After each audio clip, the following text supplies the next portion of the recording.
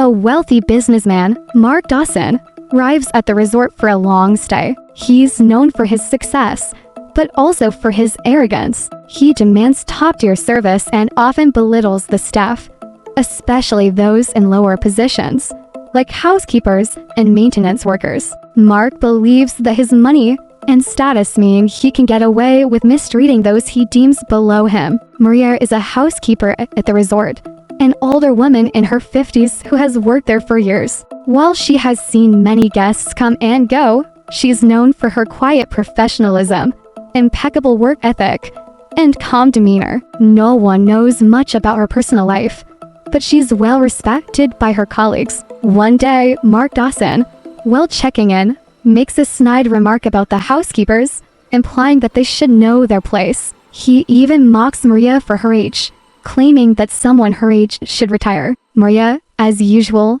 does not react but continues to do her job. A few days later, Mark encounters a problem in his suite. The air conditioning breaks down, and he calls the front desk. After an hour, the technician comes in to inspect the problem, but Mark is furious, demanding immediate action. The technician, a young man named Carlos, tries his best to explain that the resort is fully booked and repairs will take time. Mark is dismissive and rude, even belittling Carlos for his incompetence. Feeling ignored and disrespected, Mark takes his complaint to the front desk, where he escalates the situation to the hotel manager. However, the manager is unavailable, and the front desk staff doesn't seem to be able to appease him. The situation spirals further, with Mark making threats of spreading negative reviews online. Later that night, while Mark is at dinner, his phone rings with an unknown number. It's the hotel's general manager,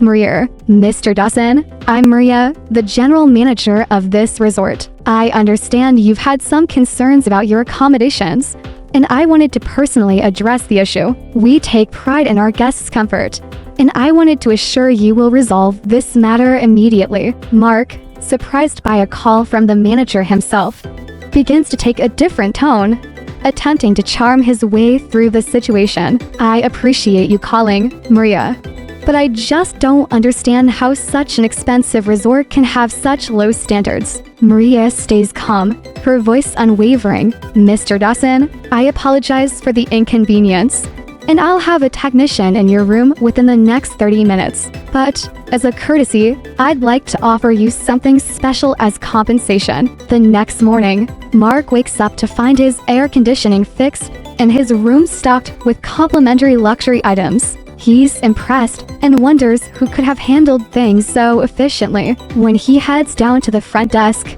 he's greeted by a surprise. Maria, the general manager, is there in person, standing with a warm smile. However, there's something different about her demeanor. "I hope your stay is more comfortable now, Mr. Dawson," she says with a professional yet calm smile. Mark, realizing he may have misjudged Maria, finally speaks up. "I must say, I didn't expect this level of service. I guess I owe you an apology for my earlier comments." Maria nods politely, but gives him one last piece of advice.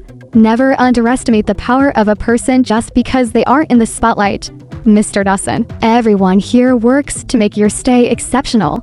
From our housekeepers to the general manager, you might find that those you consider beneath you are the ones who make everything run smoothly." A few days later, Mark learns from a fellow guest that Maria, the general manager, is actually the owner of the entire resort. She had intentionally chosen a low-profile role to better understand the needs of her staff and guests, and she had been closely monitoring the situation. The story spreads around the hotel, and Mark's image takes a hit. Guests and staff alike praise Maria's leadership and humility. Mark's attempt to belittle the staff not only backfired, but it also opened his eyes to the value of treating everyone with respect, regardless of their position. Never underestimate others serves as a powerful lesson in humility. It's a reminder that power isn't always visible, and that respect should be extended to everyone, regardless of their job or status. The true value of a person often lies not in what is visible,